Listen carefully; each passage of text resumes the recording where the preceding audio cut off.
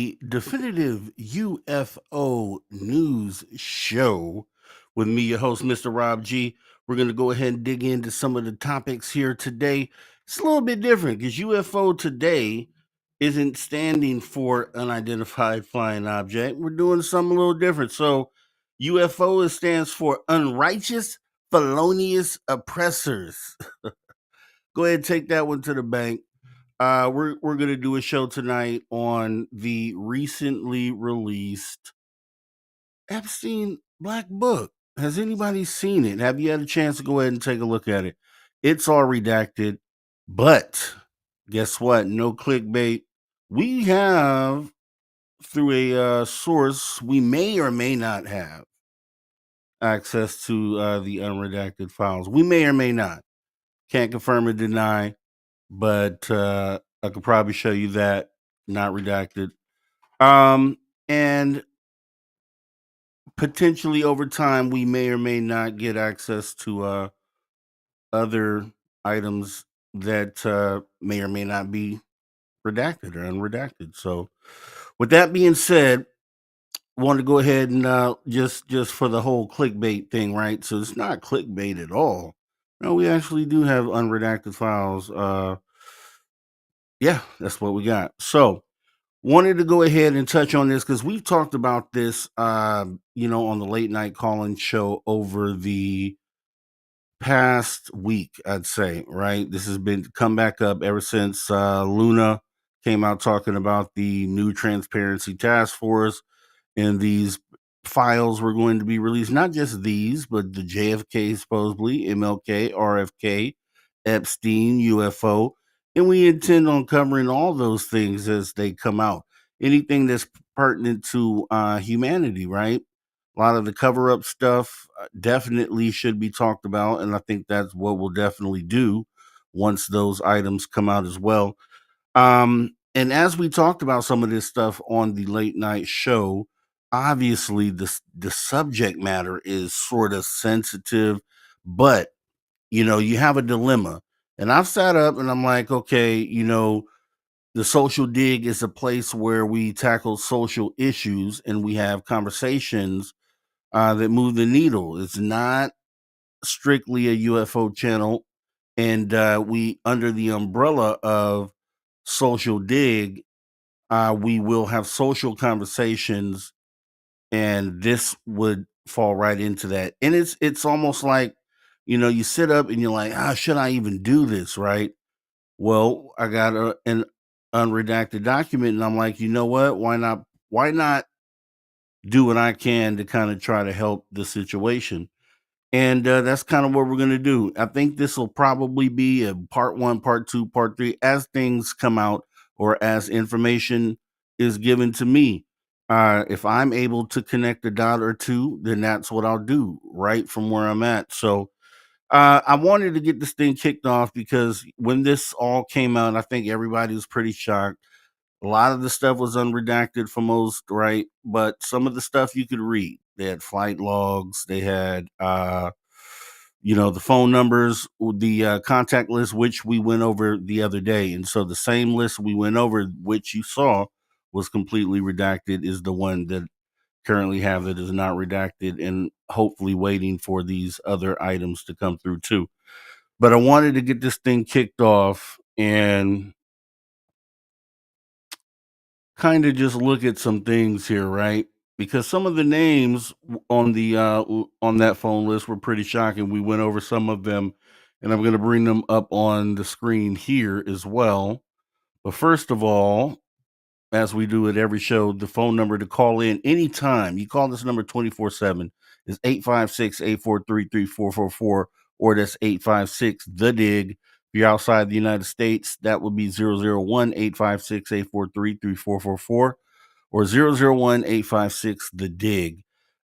This topic I figure should matter to everyone. I think it, when it comes to protecting the young people of the world, without even, trying to find a way to dance around even saying some of the words that you would have to say to kind of get the point across, but just protecting the young people of the world. I feel like it's a duty to go ahead and do that, right? So, You know, I want to make sure that that is the focus. This is not a has anything to do with political sides or whose side you're on. It has nothing to do with that.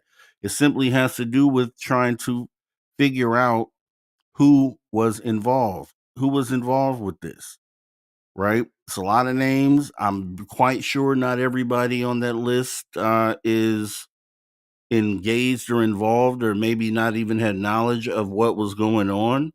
So let's preface it with that. Um, and I think we talked the other day about a way to potentially go about figuring out the best way to kind of take what we have and start building a picture, right? And so that's what we're going to do here. So, starting out, let's go ahead and take a look at just some of the faces and names that were here. Actually, let me do this. Everyone knows the story, but I'm going to go ahead and kind of just, at least for the sake of rewatching, I want to make sure that we cover what has transpired, obviously, up to this point. Right. So this is the Epstein Black Book, Unredacted. Like I said, we'll do multiple parts to this, but just starting out. So this is Jeffrey Epstein, his Black Book, The Mysterious Death and Association with Who Knows on this contact list. So Jeffrey Epstein was born January 20th, 1953, Brooklyn, New York, was a financier known for his immense wealth, high-profile connections, and criminal activities. Starting as a teacher before transitioning into finance, Epstein built an extensive network of influential figures across politics, business, and entertainment. Despite his financial success, Epstein became infamous for serious allegations against him, which led to his arrest and subsequent mysterious death, which we're familiar with. But for the record, we'll kind of go over this here. So, one of the most controversial aspects of Epstein's influence was his so called Black Book, a contact list containing the names and details of numerous high profile individuals. This book included politicians, celebrities, business executives, and even royalty, fueling speculation about the extent of Epstein's reach and relationships. Among the names listed were former U.S. presidents, billionaires, and entertainment industry elites, and others. The book, along with Epstein's access to private jets, luxurious properties, raised questions about the powerful circles in which he operated. In July 2019, Epstein was arrested on federal charges related to the exploitation of underage people.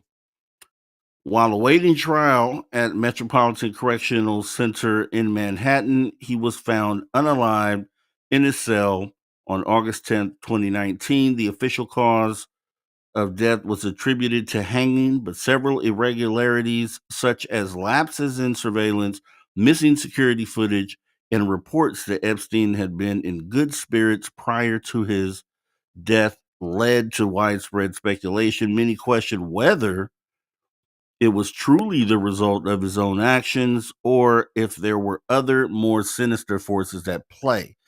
And a lot of people feel that way. And given the magnitude of what has taken place, I'll just say, for SA, for exploitation of even adults, truthfully, not necessarily just underage, uh, in the jail system, that isn't something that is played with at all. So, there's definitely a situation where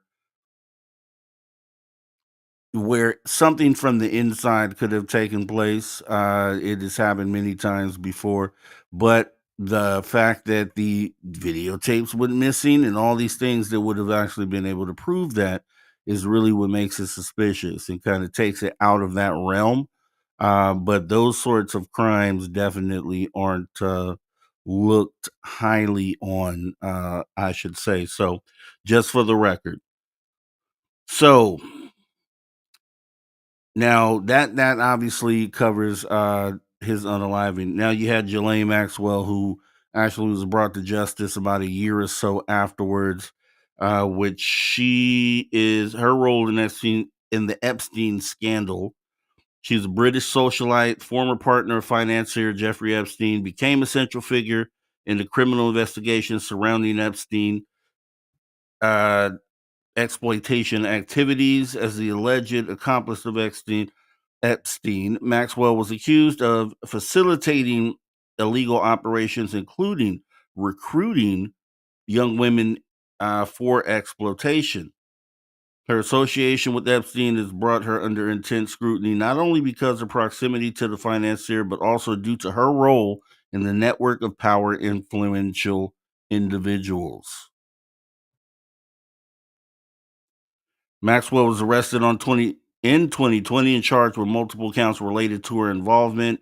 In December 2021, she was convicted on 5 charges, including exploitation of a minor, was later sentenced to 20 years in prison. While her case while the case against her was focused on her actions in aiding Epstein, another aspect of her story has become a subject of fascination: the infamous Black Book that Epstein kept, containing the names of numerous high profile individuals. These individuals were linked to Epstein in various ways, ranging from business dealings to social interactions. However, despite being the subject of public and legal interest, Maxwell has not corroborated the names in the Epstein Black Book. This silence raises questions about why she has not publicly revealed more about the extent of Epstein's connections, especially given that many prominent figures were listed in the book. So Epstein's Black Book was essentially a detailed contact list containing the names, phone numbers, and personal details of a vast number of wealthy and influential individuals, ranging from the politicians to royalty to Hollywood celebrities, business moguls. The book, which was seized during the investigation into Epstein's activities, has become the symbol of extensive and murky web of connections that Epstein cultivated throughout his life. The book's contents have led to speculation about the involvement of numerous powerful figures, with even some that Epstein used his connections to leverage his illicit activities. Among the names listed were former U.S. presidents, as well as British royalty, along with a host of other prominent names. The book's existence only deepens the mystery surrounding Epstein's network and raises uncomfortable questions about the individuals who may have been involved or complicit. That's a big thing, involved or complicit. Now, if you didn't partake, if you knew, then that's just as bad, whether knowingly or unknowingly in his activities. Maxwell's role in Epstein's operation was crucial. She was often described as his confidant and close associate, and in many instances was accused of recruiting women and girls for Epstein's pleasure. Many survivors of Epstein's abuse have alleged that Maxwell played an active role in grooming the victims, using her social status to gain their trust. Maxwell's ability to move in elite circles allowed her to introduce Epstein to powerful people, making her an essential part of his criminal enterprise. While conviction focused on her participation in crimes Epstein committed, her silence regarding the names in the Black Book has fueled other speculation. Some may argue that by corroborating or exposing the names in the book, Maxwell could have potentially implicated powerful individuals, many of whom are still active in politics, business, and other fields. The reluctance to do so may stem from several factors, ranging from legal concerns to the protection of her own interests. So, fear of retaliation. Maxwell may be silent about the individuals in Epstein's Black Book because she fears retaliation, either from those with influence in her network, from the legal system itself, it is possible that certain individuals tied to Epstein's operations could exert pressure to keep the details under wraps, which is likely the case. In a case as high profile as politically sensitive as Epstein's, many believe that revealing the names in the Black Book could lead to dangerous consequences, especially if Maxwell feels or could lose her personal safety or legal protections by divulging such information. Protection of self-interest. Maxwell's legal team may have advised her not to reveal names in Epstein's book as a strategy to protect her own interests by withholding cooperation with the investigation into Epstein's network. Maxwell may be attempting to secure certain deals or leniency in regards to her sentencing. The decision to remain silent may reflect her desire to maintain some control over the narrative and afford further complicating the legal situation.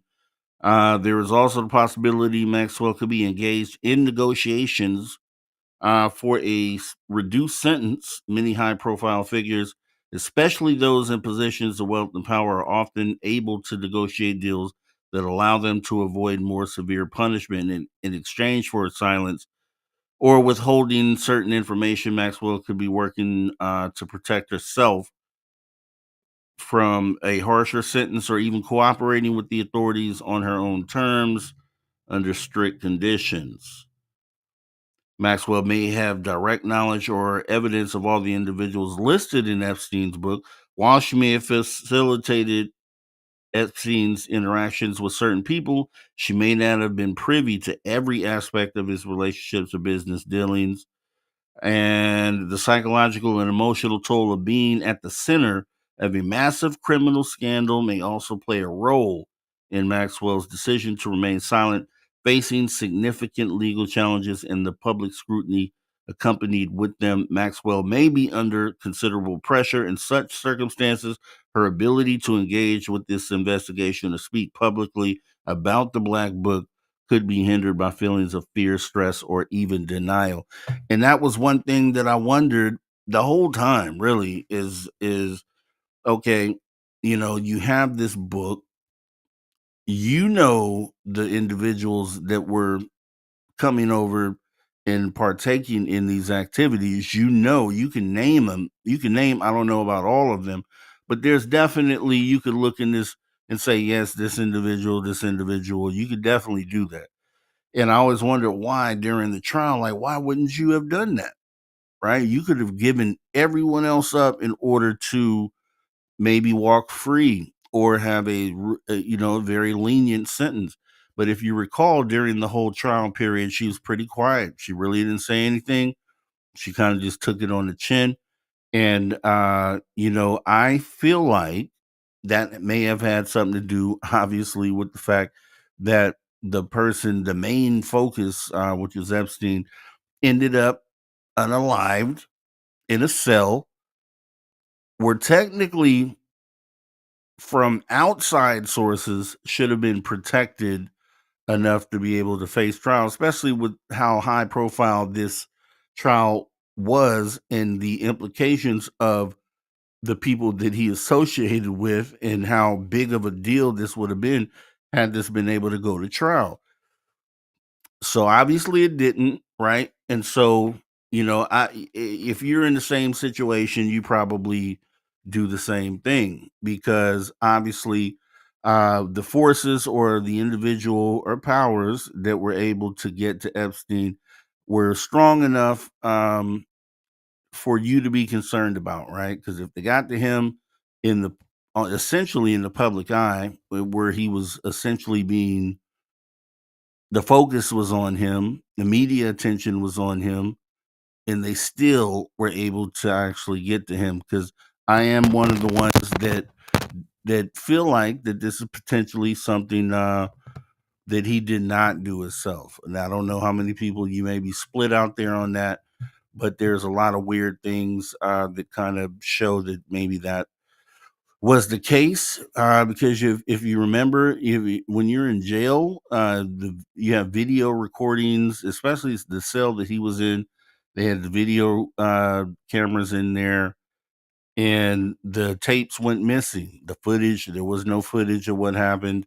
Then the guards on duty conveniently weren't available at the time that was all taking place. And apparently, it was like the second time that he tried to unalive himself, and they didn't have information on the first attempt either. So a lot of weird things and things that are likely not coincidences that happened leading up to the ultimate thing that took place.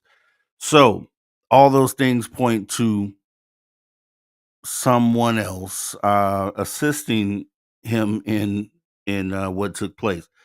And you got to be, when you're dealing with powers that be, this has happened before to other people, other individuals, right? And so when you're looking at Maxwell, it's like, okay, this is likely why she didn't speak. Now, I'm gonna get into some of the mood or feeling behind this, right? Because as this goes, okay, well, let me just get the people who were on the list out the way first. So, going into the phone book list, some of the notable people that we saw were, oh, if I can get this to go,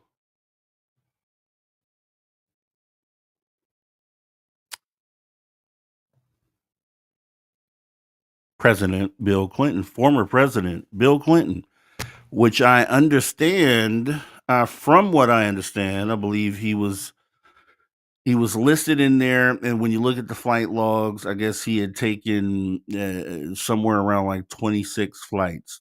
That's a lot. Definitely something worth looking into, right?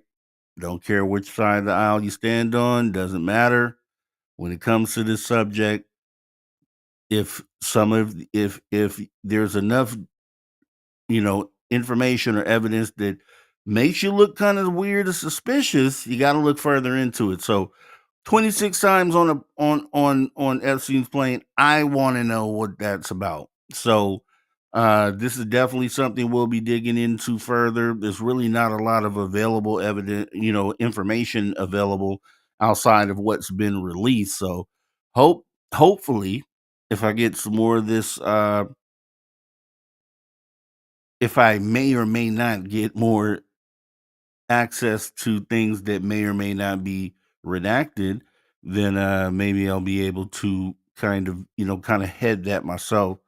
Aside from waiting for information like everyone else, but either way, we're going to stay on top of that. So 26 times, that's pretty crazy. That's a lot, and I guess this started in 2002. So yeah, you got to answer. You got to answer to that, Bill. We need to know. We need to know why.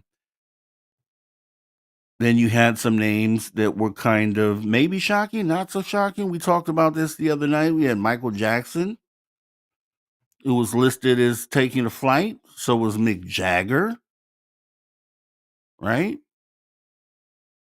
Michael Jackson has had accusations himself, no convictions, but still accusations, right? So it's at least a reason to open your eye.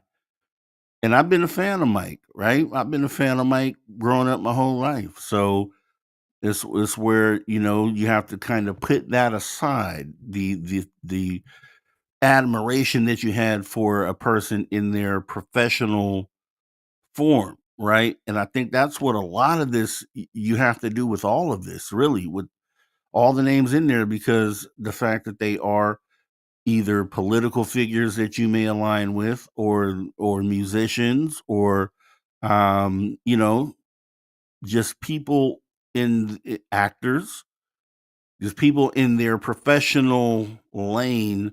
You may admire their work, but you kind of have to separate that from the reality that maybe they played a part in what was going on. You kind of have to stay in that zone until you kind of figure that out. So it was kind of shocking, yeah, to see Mike on there. I mean, even though he did have the accusation, he was never convicted. But if he played any part in this, then he's guilty as anyone else. Mick Jagger as well. Mick Jagger. right? So that was kind of mind blowing. And I picked like the top few people that showed up on that list. So who else do we have? Prince Andrew. And actually I had one right before that. So we'll wait before we get to Prince Andrew because we had Chris Tucker, Smokey. You remember the other night I was like Chris Tucker. And I was like, not Smokey. Not Smokey, not Smokey. Tell me it's not Smokey. It's Smokey. Chris Tucker took a flight. We don't know why, right? When you look into his history, there hasn't been anything that I've seen, where he's been on some sort of list or any reason to really look at him in that way. But still, it is still to be seen. So that we're just going to put this up on the board, and your name was there. And if it was me, if my name was on the list, I'd come right on out immediately and say, "Boop, this is what we did. We did this." And nothing to do with that. So I would think and I would hope that in the next, coming days or coming weeks that a lot of these individuals step out, make a statement, because silence is deafening, and it just leaves a void and room for speculation and other things, right? So a lot of these people who are still in good standing as far as the industry goes, and that can change if you don't step out and make statements. So we're going to hope that happens, because I'm a fan of Chris Tucker as well, and Alec Baldwin, who's already dealing with the whole shooting on the set of the movie Rust. So, dealing with all that, and having to take a step back, and that's not good for him. So he really needs to step up and make a statement, because he's already in the public light in a negative shine currently right now. So definitely something I would do if I'm your advisor, your PR person. I'm like, hey, get out there and make a statement. Let's write one up, and I'll get you out there to read it. But when these sort of allegations, you got to say something. You can't not say anything. You got to say something. Everybody on this list. And Prince Andrew, which we know, see, this is where we start getting into the red flags and stuff, because we know he had the allegations a few years back. I think he settled out, if I'm not mistaken, or he definitely seemed suspicious the way that he handled this a couple years ago or a few years back. So definitely on the radar, right? As far as potentially truthfully guilty, someone who has a guilty conscience is more of how I would explain how he went about handling his part of this or his involvement with this. And we were talking the other day on the late night show, and it was like, okay, you know, obviously on a contact list, it's just your phone book. So just because someone's in your phone book doesn't mean every name that's listed is going to be someone that's involved in the felonious activities like you've been accused of. But then when you start seeing multiple people in the book that have a history or some sort of tie to that sort of activity, that's when you start looking at this as, okay, if more than 5 or more than 6 of these people, 7 of these people are, tied to some sort of similar type of activity outside of this, then you have to start looking at the book a little differently, right? And I think this will be an evolving thing as all this stuff gets investigated and researched, right? And we're going to stay on it, because I have kids. I'm sure a lot of you have kids, grandkids. So this matters. This definitely matters. It's one of those things that shoot to the top of your to-do list, and that's exactly what we're doing here today. So those were just like some of the top ones that I know everybody would probably know. A lot of the other names are still sort of semi-famous, but maybe a little bit more obscure. And we'll jump into those at other times as we, maybe do a part two, part three, something like that. I just wanted to lay the groundwork for this. And we also have, this is the guy that, we probably should be talking about, and we are actually going to talk about today. Yeah, Donald Trump. So let me start this by saying this is not politically motivated. Don't see, just put politics aside. Let's think of we're talking about everyone under this list. President Bill Clinton, Michael Jackson, right? You may love, you may hate some of these people on this list. They've been stripped of all of their professional identities and are now individuals, the same as a Harvey Weinstein, right? Make great movies, but you got to strip him of that. And now he's just a sick individual, right? You have a P. Diddy, made great music. R. Kelly also made great music, but you got to strip him of that and focus on what type of individual you're dealing with. And it's only fair to do that for everyone on this list.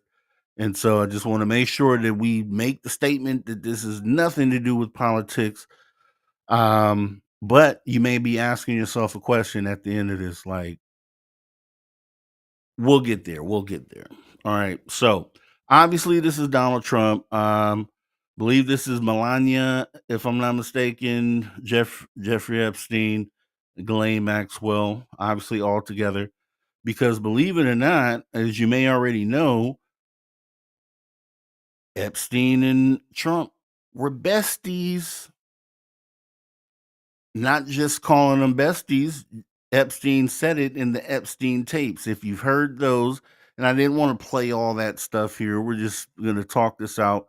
Maybe we'll curate some stuff for future conversations as this thing grows and we learn more information. Because essentially, Bondi says this is phase one of the release. So there's going to be a phase two, phase three. I don't think those other phases are going to yield a lot of things that might incriminate people that they don't want to incriminate, if you could read between the lines on that. So I think it may be a little lopsided or biased as far as the data that does come out through that channel. But I think what we have now is at least enough, looking at a few different things, right? Looking at opportunity, looking at, relationships, looking at behavioral traits, historical behavioral traits, uh, which would be enough to not necessarily convict someone, but it would at least give you beyond a reasonable doubt sort of a situation, right? Which works in court, truthfully. Um, so that's what we're going to present. So, besties, let's start there, right? You have a best friend, I'm sure, out there. We have all had best friends if you don't have one currently. And with best friends, you understand that you have different levels of friends. So you have mere acquaintances, which would be somebody you see at work or you see in passing. You're friendly with each other, you're cordial. You may even have a quick beer or coffee or whatever your beverage of choice is, and then you move on, right? Then you have a friend. A friend is a little more deeper. Maybe you'll go and hang out somewhere. Maybe you'll go to an event with this person. Um, this is someone you might see occasionally, but when you see them, you'll go in and spend personal time with this person. That's what you consider a friend, right? So it's a level above an acquaintance. But when you get into the realm of best friends, see, I think that's where it changes. Because when you talk about best friends, you're talking about you spend exorbitant amount of times with those people. Those are the individuals that you spend just as much time as you would with your spouse or significant other, right? This is neck and neck. And sometimes you get in trouble with your significant other or your situation because you spend so much time with this best friend. And that's there's levels to friendships, right? And you don't throw the term around lightly. So when you call someone your best friend, usually you have a lot of things in common. You spend a lot of time together. You know each other's deepest secrets in a lot of cases. Even some things you may not tell your spouse, you tell your best friend. That's key because in the Epstein tapes, Epstein obviously says I was Trump's best friend. Now, I'm saying this because this is the evidence we have and what we know, right? Maybe he calls everyone his best friends. Maybe we'll find that out. Maybe as time goes, maybe we'll find out he spends exorbitant amounts of time with other individuals as well. But as of now, that doesn't appear to be the case, right? And so I think we lock in best friend. That's something that has been said. All right. Epstein has stated that he was Trump's best friend. Besties are usually privy to a lot of things that acquaintances and just friends really aren't. And they're seen together all the time. Like I had a friend, if you see one, you see the other. And that's what people will tell you. You see one, you're going to see the other for sure. There's no doubt. But if you see that one, you're going to see this one. They're locked by the hip, right? They do all these things together. That's what best friends do. That's what they do. So in these videos that they've shown with them at the party, they're kind of creepily looking at women. Maybe they're just having a good time. You know, it's kind of creepy though, a little bit. But they are definitely hanging out, right? Definitely want to thank you. Welcome to the show for your contribution tonight. Do appreciate you. So I think that's just a very important thing to consider. And doing this with every person on the list, right? This in this moment, we have enough evidence to look at one individual. There's enough this has been talked about for a while. It's not like a brand new thing that we're talking about or covering. But I think, it is to look at it as we process and run through these lists over time that the same aspect should be looked at with each individual. How much of a friend were you to this person? How often were you around this person? How often were you seen together? Um, as we start to write people off the list or keep them on the list, right? Because the whole point is everyone on the list that has something to do with something should be held accountable for whatever they had done and whatever part they played in this. So, moving on,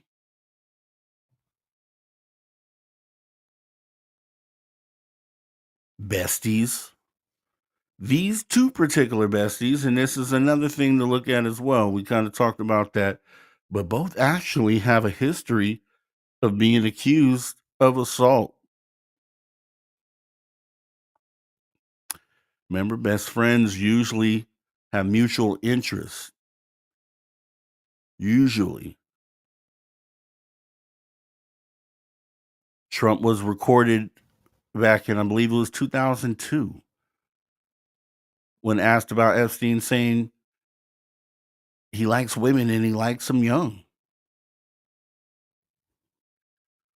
That's subject to perception, right? The young doesn't mean young that they're getting in trouble behind, but it still a weird statement to make. It's still like, would I say that about my friend? I'd probably clarify, you know, but that's what was said. And once again, best friends, you know things about your friend that a regular friend or an acquaintance wouldn't know, right? Wouldn't know. And this is it's just the psychological part of this, right? I think is kind of where we're going because I think there's enough data there. Everyone looks at it like, oh, it should be photos and videos and the whole thing. No, you can take evidence and you can look and see what you can pick, what you can take from that. And it's all about the approach, right? And that's kind of what we're doing here. And like I said, this should be done for every person on the list.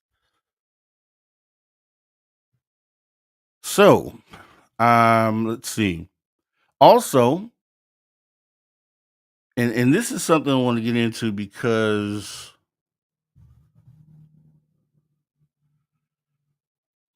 this is a characteristic, something that we've seen pretty often with Trump in particular, right? So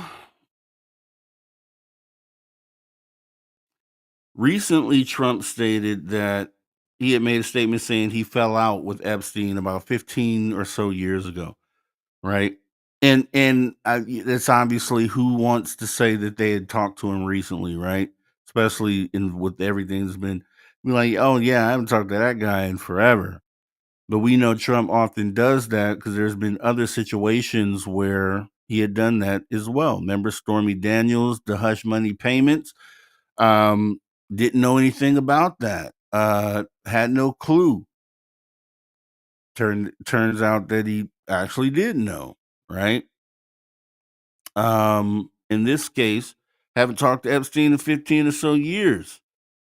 However, Epstein in the Epstein tapes knows everything about Trump, all of his going ons as president in his first term, the conversations the decisions that he's making behind the scenes. So it's obviously contradictory. Those are contradictory statements. Now, who's wrong or who's right? I don't know. That's just the evidence. The evidence shows that it's contradictory.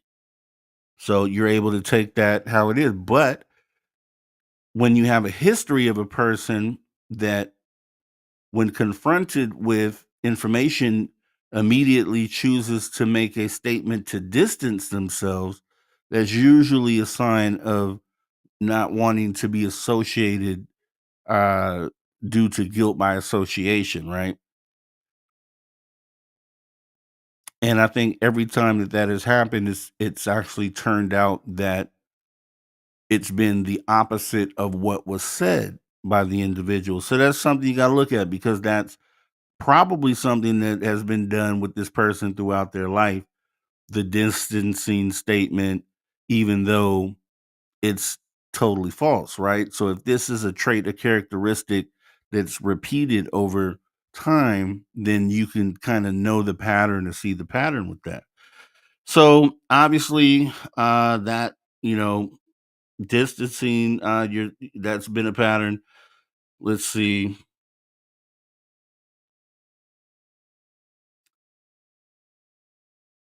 Also, it was the same tone used when distancing himself from the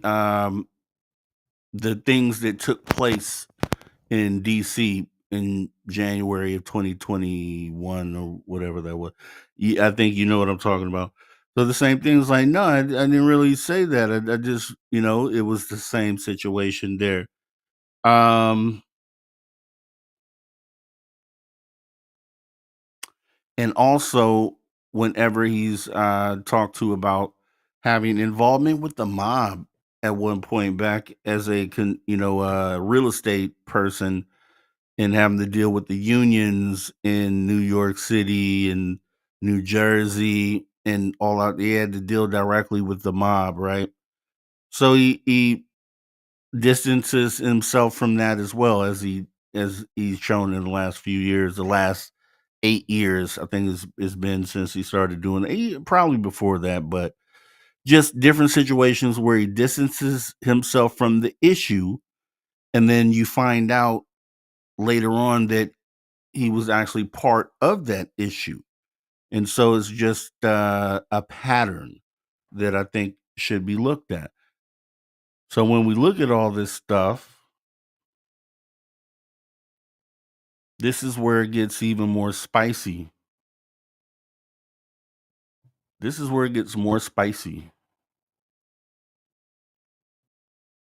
So the plane logs. I don't know how many people have looked at the flight logs, but there's a lot of different people in the flight logs, and it shows how many times they've flown on the plane. Sometimes they put just initials, so you can't really tell unless you know who they're talking about, I guess. But there's times where they show Donald Trump's name as shown right here. So you got Jeffrey Epstein, you got Donald Trump, you got Marla Maples, you got Tiffany, which apparently is their daughter, and then the nanny. Now, was interesting about this, it was like, okay, yeah, they flew together. They've flown together a lot. But once again, this is something best friends do because they're always around each other. So you would expect, if he has a private jet, yeah, you're probably going to fly with your best friend. What was strange or what stuck out to me about this, and just something to put on the board, right? As we go through the list of individuals, this is something else to put on the board, is that this is 1994, and this is the PBI Palm Beach International. That's out of Florida. To DCA, which I looked that up. That's the Ronald Reagan Airport in DC. And then from DC to TEB, which is an airport. I can't remember the name. It's an airport in New Jersey. And the TGB airport is where I guess a lot of the destinations are for him before they go out the country. But this is at a time when Trump still lived in New York, New Jersey area. So did Epstein, had a place up there. They both had places also down in Florida. Now, that's not really a big deal, right? It's a 1994 flight. But this is the part that got a little weird for me. And let me make sure I can bring this up here.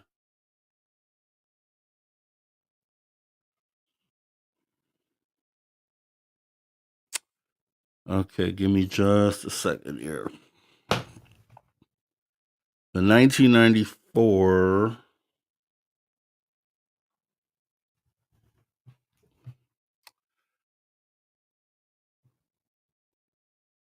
This happened to be the same year. If this flips over here.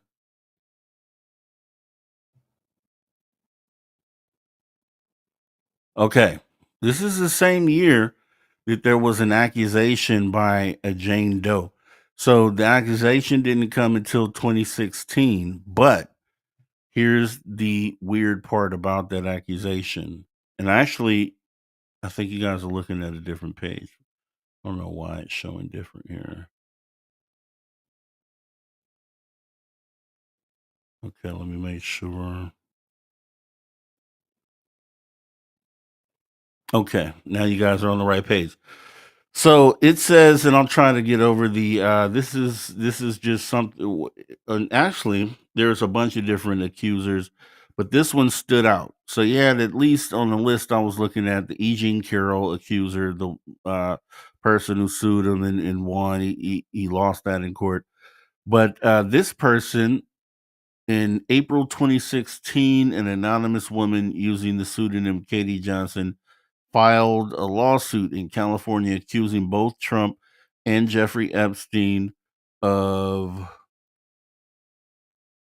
forcibly assaulting her when she was 13 years old at underage parties at Epstein's Manhattan residence in 1994.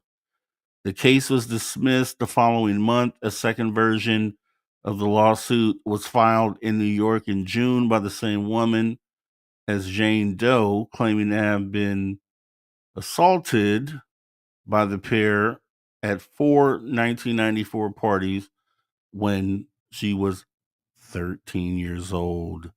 The lawsuit was refiled in September, and on November 2nd, Doe was scheduled to appear at a press conference at the office of Lisa Bloom before abruptly canceling. Bloom said Jane Doe had received multiple threats. And I want to make sure I read this right here. So let me bring this up here. Okay, this is a quote, I guess, from the Jane Doe. She says, "I loudly pleaded with defendant Trump to stop, but he did not." Jane Doe wrote in a formal declaration accompanying her recent suit. Defendant Trump responded to my pleas by violently striking me in the face with his open hand and screaming that he would do whatever he wanted. Immediately following this assault, defendant Trump threatened me that were I ever to reveal any of the details of defendant Trump's assault and abuse of me, my family and I would be physically harmed, if not unalived. Who do we know it's true or not? I don't. I can't go to the bank with it, but I could tell you that this was an accusation by Jane Doe in 2016, and just so happens to say that this was perpetrated by Trump and Epstein, who once again were besties in 1994. So it's just something to think about and something to put on the board. Something to put on the board. As serious as something like this is, you have to separate the professional person that you know and look at a person, you know, that potentially could be dealing with some demons. I- Who knows? We're just looking at what we know. We're just looking at what we have.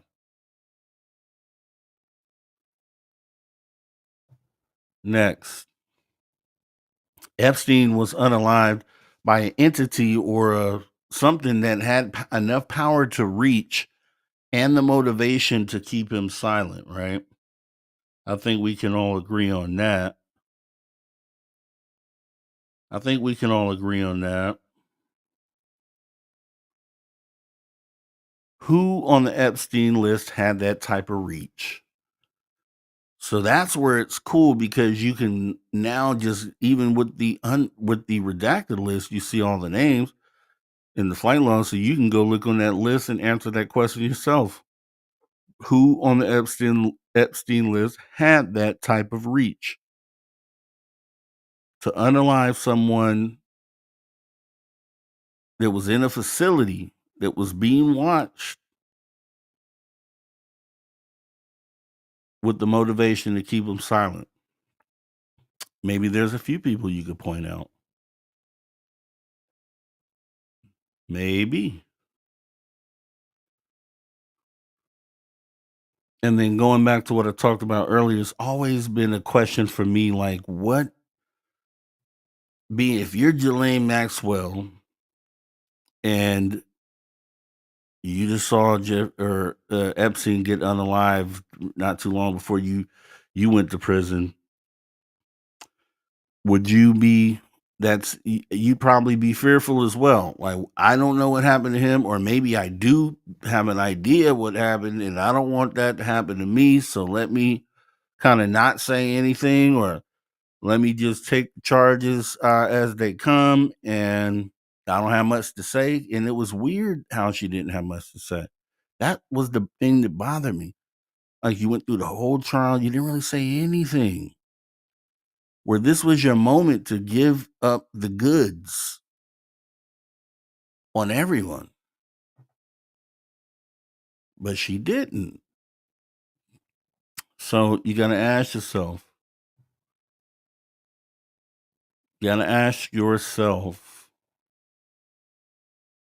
if hopefully this switches over.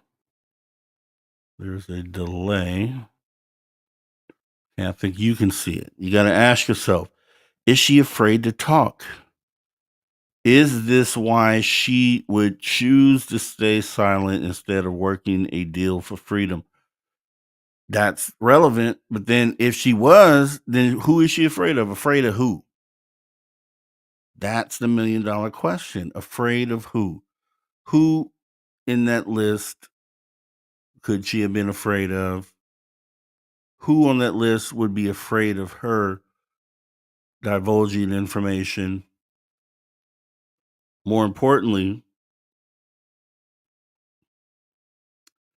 who on that list had that type of reach, that type of power?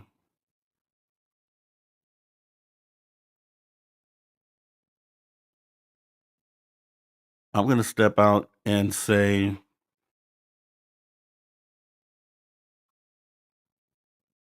I'm going to step out and point to a person that may have had the power. Was she afraid of the current sitting leader of the free world at that time? He had just gotten out of office, someone that he knows very well. When she went to prison, Trump said, what did he say? What did he say? I wish her well. I wish her well. Now, was wish her well a sign of really wishing that person well? Like, I just wish her well. Or is that a veiled threat, knowing what has already happened to the other person in the case? I wish her well. You could look at that a few different ways. You could look at that as a genuine concern and saying, hey, I wish her well. Or if you're her, maybe you perceive that as a veiled threat. I don't know. I'm just reporting it as it is. You could see it different ways. Who knows, right? But I will say this.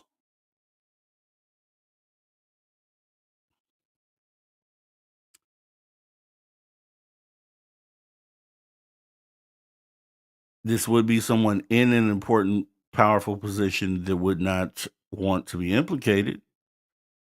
I can tell you that. That's true. I can tell you this, that historically, this same person has used intimidation tactics, as ties with the mob. We know you snitches get stitches in the mob, right? Or you don't rat, no ratting when you're in the mob. So you go to jail. They think you're gonna say something. Also, he's publicly shown admiration for dictators who have been known to eliminate individuals they deem to be problems, right? I think we could say that's true.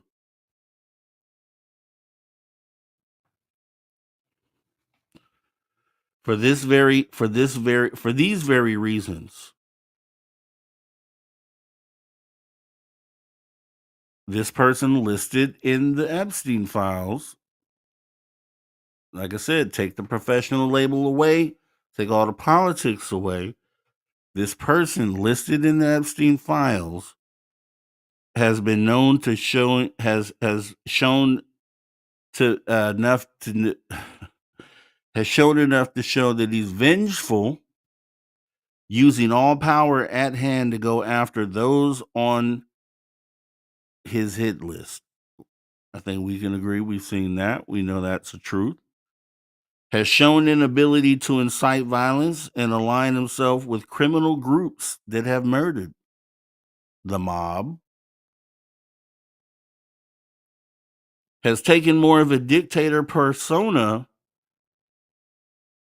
this time around, has said that he admires dictators Putin and Xi, who coincidentally have incarcerated opposers mysteriously end up unalived while in custody. This all shows traits of a mafia boss who silences potential witnesses. Is this why potentially his corporation is the Trump organization? Because we know the word organization derives from organized, and you could say organized crime. And I'm just spitballing at this point, right? Just spitballing. But I tell you what, with all that said, regardless who we end up finding out is part of this, who has been engaged or involved in any of this stuff, and as it comes out, we will continue to kind of add to the story because once again, this channel is the social dig. So social issues, things that affect humanity, and I think the abuse of our young ones out there is definitely at the top of that list. But I can tell you this, knowing that this particular person has shown admiration for dictators who have been known to eliminate individuals they deem to be problems, at the end of the day, still, and I don't know if this could happen in the next 4 years. I don't know that it would, because if I'm Ghislaine Maxwell and I see this absorbent amount of authority and power that one individual has, it'd be kind of hard for me to act like I was going to say anything because, it the level of fear of repercussion would be there, I'm sure. Um, but at the end of the day, Jelaine can actually take this case. She can actually take this case and break it wide open and make sure that all who need to be held accountable are held accountable. So you gotta ask yourself what's next. So if somebody, she's the one that knows they can speak on behalf of all the stuff that we're looking at and all these things that are coming from the Epstein file. She's the one that can translate it all and corroborate it all. She's alive. She's in a prison somewhere. And what would it take? Would it take, the FBI or one of these agencies to go to her and say, hey, we'll cut your time in half, or we'll do something along those lines? Just help us get take care of these other people. You would think that'd be a no-brainer. I'm looking on the list and I see a lot of people that are celebrities. I see a lot of people that, some people who are leaders of other countries or princes and things of that nature that could have some reach. But I don't know that I see anybody on there that would, threaten that I'd be threatened of or scared of, especially in a situation where when people who do those sorts of things and make those sorts of deals at the end of the day get things like um witness protection and things of that nature in return for information that they give, you'd have to be afraid that this particular person or people involved could even supersede witness protection, right? Like that wouldn't even be an option because the people that you're in fear of can actually get around that. And so I think that narrows down your list of individuals that you are in fear of having some sort of repercussion or vengeance. Yeah, and I think that's the way that's where we'll leave this for now because this is an ongoing thing. And I think this is a great way to look at this, especially when you're going down the names on the list. You're applying some of these just ideals and looking at individuals as how they play a part in this. how involved would they have been? But like I said, at the end of the day, the person with the answers is Jelaine Maxwell, and hopefully she breaks us open, because anyone involved in with that, all those powerful individuals, it may be all of them, it may be only some of them, it may only be three of them. We don't really know, but she knows, and she can kind of close this whole deal. So hopefully she does. But on the next week, we'll go ahead and make sure we cover it. So with that being said, guys, that's the show. That's the show. We'll do a part 2 when it comes out. Once again, I do have the unredacted files, and if I get the ones that I'm hoping to have come across, then we may be talking sooner than later more about this. But this is where we'll leave it for right now. So I definitely want to thank everybody who popped up here this afternoon and came and hung out. Check this out on replay, share the video, and we are going to get up out of here. I definitely want to make sure that I thank the members before I go, because they help make this thing go round. And those members are Ann Joanne the Beekeeper, D Nunley, Maggie M10, Flat 6, Miss Catherine Jones, Cosmic Joe Chronicles, West W. Decker, Steel Pooh 69, Polly Rodderman, Will Cam 51, Frankie B. Fast Himmy, and I believe Derek Galloway as of the other day. Also want to thank support tonight from Major Lee. Welcome to the show. Make sure we share this, get it around. I think the issue itself is too important not to talk about. And I don't know how I could, live with myself sitting back, not attempting to help, do what we can to protect our young people. So, with that being said, guys, have a great rest of your night. You'll see me sooner than later, guys. Take care.